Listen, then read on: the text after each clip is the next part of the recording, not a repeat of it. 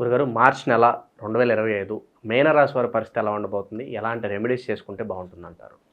2020 సంవత్సరం మార్చి నెల మీనరాశి వాళ్ళకు ఫలితాలు తెలుసుకుంటే, జన్మంలోకి ఈ మాసాంతానికి శనిగ్రహం రావడము ఒక విచారకరమైన విషయం. అదేవిధంగా జన్మంలో రాహువు, జన్మంలోకి వస్తున్న శని ఇద్దరు ఎదురెదురు పడతారు ఈ రాశిలో. అంటే ఇతను కుంభంలోకి వెళ్తున్నాడు, శనేశ్వరుడు మీనంలోకి వస్తున్నాడు. ఇద్దరు కంజక్ట్ అవుతారు. శని రాహుల కంజంక్షన్ అంత మంచిది కాదు, ఒకరికొకరు ఎదురు పడతారు అనమాట.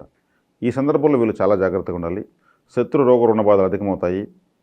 మరి ఊహించినటువంటి విపత్కర పరిస్థితులు కూడా ఏర్పడతాయి. జన్మలోకి రవి వచ్చాడు. రవి వచ్చిన జన్మంలో ఏ గ్రహము ఏ రాశికి యోగించదు, ఏ లగ్నానికి యోగించదు.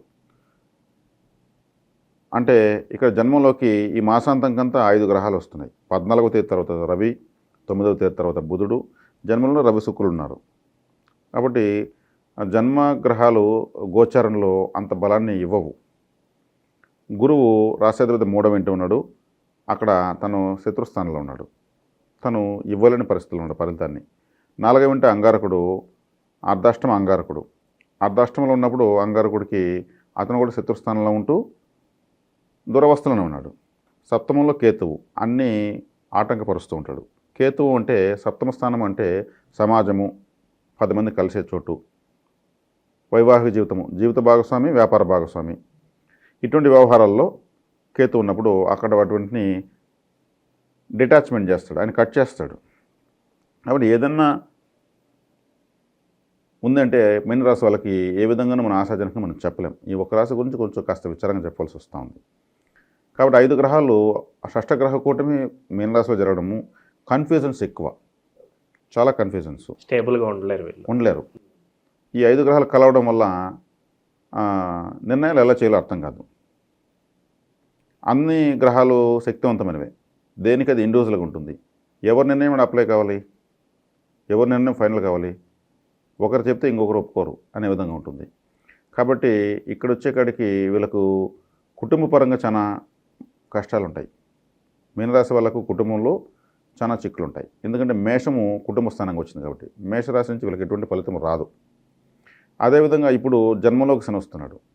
జన్మలోకి శని వచ్చినప్పుడు వీళ్ళు ముఖ కాంతి కూడా కోల్పోతారు. ఆ గ్లో కూడా తగ్గిపోతుంది, కాస్త పీడ ఎక్కువ పెరుగుతుంది.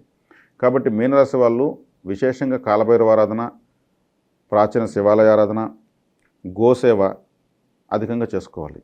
చేసుకుంటూ వస్తే వీళ్ళు అన్ని పరిస్థితులను ఎదుర్కోగలరు. ఆ ధైర్యం వస్తుంది, ఎదుర్కొనే శక్తి వస్తుంది. పెట్టుబడుల పరంగా ఎలా ఉండబోతుంది వ్యాపారస్తులకి?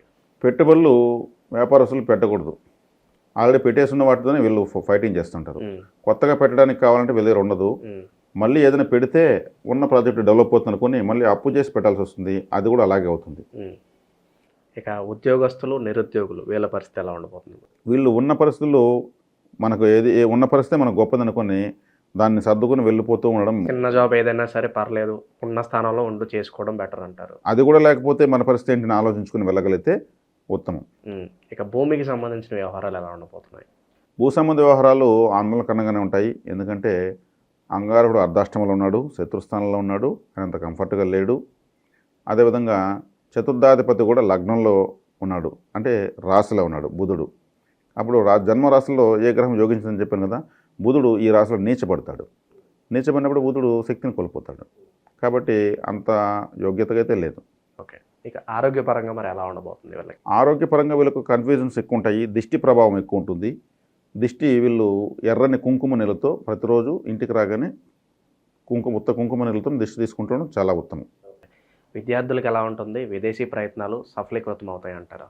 విదేశీ ప్రయత్నాలు సఫలీకృతం కావడానికి వీళ్ళకు కాస్త వీళ్ళు డాక్యుమెంట్స్, వీసా ఇవన్నీ మీద అప్లై చేస్తారు కదా, అటువంటివన్నీ కూడా 1-4 సార్లు చూసుకోవాలి. ఎందుకంటే డాక్యుమెంట్ అంటేనే బుధుడు. ఇప్పుడు విదేశాలకు వెళ్ళాలంటే దానికి కావాల్సిన డాక్యుమెంట్స్లో ప్రాబ్లం వచ్చిన అవకాశం ఉంటుంది. కాబట్టి ఈ విదేశీ ప్రయాణాలను 1-4 సార్లు చెక్ చేసుకుని అడుగు వేయడం మంచిది. ఇక వైవాహిక జీవితం ఎలా ఉండబోతుంది? వైవాహిక జీవితంలో 7వ స్థానంలో కేతు ఉన్నాడు. కేతు అంటే జీవిత భాగస్వామి, వ్యాపార భాగస్వామి అని చెప్పాను. కేతు అనురాగాలకు, ఆప్యాయతలకు కారకుడు కాదు. ఆయన ఏది నాకు వద్దనేదానికి కారకుడు. కాబట్టి ఒకరి పట్ల ఒకరికి ఆకర్షణ కలగకపోవచ్చు. చూడడానికి చక్కగానే ఉంటారు, వాళ్ళకి ఒకరిని చూస్తే ఒకరికి అనాసక్తిగానే ఎక్కువ ఉంటుంది. తలలేని గ్రహం కాబట్టి ఆ ఆసక్తి కలగదు. ఓకే. అలాగే ప్రేమ వివాహాలు ఎవరైతే చేసుకోవాలనుకుంటున్నారో వీళ్ళ పరిస్థితి ఏంటి గురుగారు? ఎలా ఉంటుంది? తాత్కాలికమైనటువంటి ఫలితాలు మాత్రమే వీళ్ళకి వస్తాయి. ఈ సమయంలో వీళ్ళు ప్రేమ వివాహాల వైపు వెళ్ళడము అంతే వేగంగా మళ్ళీ నాకు వద్దు అని, నేను మోసపోయానని, నేను ఇలా అనుకుని వెళ్ళానని, ఇలా అనుకుని ప్రేమించానని, అలా అనుకున్నటువంటి క్వశ్చన్స్ వీళ్ళకి ఎదురవుతాయి. కాబట్టి అటువైపు వెళ్ళకూడదు. ఇక కోర్టు వ్యవహారాలు భూ కబ్జాలకు గురైన వాళ్ళు మరి వీళ్ళకి ఉపశమనం ఏమైనా కనిపిస్తుందా వీళ్ళకి? ఈ కోర్టు భూ సంబంధ వ్యవహారాల వాళ్ళు భూవరాహ స్తోత్రము ఖచ్చితంగా చదువుకోవాలి. వరాహస్వామి యొక్క ఆరాధన విశేషంగా చేయాలి. అదేవిధంగా వీళ్ళకు భూ సంబంధ వ్యవహారాలకు మాత్రము తమిళనాడులో ఒక టెంపుల్ ఉంది. ఆ టెంపుల్ పేరు భూమినాథేశ్వర స్వామి. పేరే భూమినాథేశ్వర స్వామి. ఆ ఆలయంలో ఇటుకరాళ్ళు పూజించి ఇస్తారు. ఒక ఇటుకరాయి 210 రూపాయలు. ఆ ఇటుకను తెచ్చి వీళ్ళు పెట్టి ఇంట్లో పెట్టుకోవడం వల్ల భూమినాథేశ్వర స్వామి వీళ్ళింటికి వచ్చినట్టే. ఇటుకరాళ్ళు పూజించే ఏకైక ఆలయం ప్రపంచంలో అదే. పేరే భూమినాథేశ్వరుడు. కొన్ని వేల సంవత్సరాల ఆలయం అది. అక్కడికి వెళ్ళడం వల్ల రియల్ ఎస్టేటు, భూ, గృహ, వాహన యోగాలన్నీ కూడా వీళ్ళకు చక్కగా కలుగుతాయి అంటే ఆల్రెడీ ఉన్నటువంటి సమస్యలు తీరడానికి వాటిని ఎదుర్కోవడానికి బలం చేకూరుతుంది. భూమినాథేశ్వర ఆలయంలో వెళ్ళి రావడము, వరాహస్వామి ఆరాధన చేయడము వీళ్ళకు, అదేవిధంగా సుబ్రహ్మణ్య ఆరాధన చేయడం కూడా ఉత్తమము. సుబ్రహ్మణ్య ఆరాధన చేయాలనుకుంటే తిరుచెందూరు, తమిళనాడులో తిరుచెందూరు ఆలయం సముద్రం పక్కనే ఉంది. మీనరాశి అంటే సముద్రమే. ఈ సముద్రంలోకి 5-6 గ్రహాలు ఈ మాసంలోకి వస్తున్నాయి. తిరుచెందూరు సుబ్రహ్మణ్య ఆలయంలో సుబ్రహ్మణ్య స్వామి శత్రు రోగ రుణకారకుడు. అక్కడ 4 గ్రహాలు యాక్టివేట్ అవుతాయి. రాహువు, కేతువు, గురువు, కుజుడు. ఈ 4 గ్రహాలు బలవంతమవుతాయి. చక్కగా అక్కడికి వెళ్ళి సముద్రంలో స్నానం చేసి, సుబ్రహ్మణ్య స్వామి స్నానం చేసినటువంటి బావి అక్కడ ఉంది. ఆయనే ఆయన స్నానం చేశాడు. ఆ బావిలోకి వెళ్తే 3 బకెట్లు నీళ్లు పోస్తారు. ఆ నీళ్లు పోయించుకొని ఒక 2 పాములు తీసుకెళ్ళాలి, రబ్బర్ పాములు తీసుకెళ్ళాలి. ఈ రబ్బర్ పాములు ఒకటి రాహువు, ఒకటి కేతువు సముద్రంలో పారేయాలి. చక్కగా ఒక 6 పిడికిల కందులు ఒక ఎర్రటి గుడ్డలో మూట కట్టి ఇక్కడి నుంచి ఎత్తుకెళ్ళి తలకు 3 చుట్లు ఇటు అటు తిప్పుకొని సముద్రంలో పారేయాలి. సముద్రం ఓడి నిల్చుకుని ఎడమ కాల కింద మట్టి 3 సార్లు సముద్రంలో వేసేయాలి. తలనీలాలు సమర్పించేసి ఒక రాత్రి నిద్ర చేసి స్వామివారికి ఈ రాశి వాళ్ళు తమ వంతుగా శక్తి మేర కానుకలు సమర్పించుకొని అన్ని కష్టాలు తీరితే త్వరలో మళ్ళీ మీ దర్శనం చేసుకుని వచ్చేయాలి. ఇప్పుడు ఏమైంది, మొత్తం వీళ్ళ పీడ మొత్తం సముద్రంలో పారేశారు. రాహుకేతులు జన్మస్థానంలో సప్తమ స్థానంలో ఉన్నారు. రాహుకేతులు ఇద్దరిని పారేశారు. సుబ్రహ్మణ్య స్వామి స్నానం చేసిన బావిలో స్నానం చేశారు. ఎన్ని నదులున్నా సముద్రంలో కలవాలి. ఒకసారి సముద్రంలో కలిసింటే మళ్ళీ తిరిగి రాదని ఎవరు తేలేరు. మన పీడ, మన కర్మ అంతా కూడా అక్కడ పారేశాం. కాబట్టి మీనరాశి వాళ్ళు ఆధారపడాల్సిన అవసరం లేదు.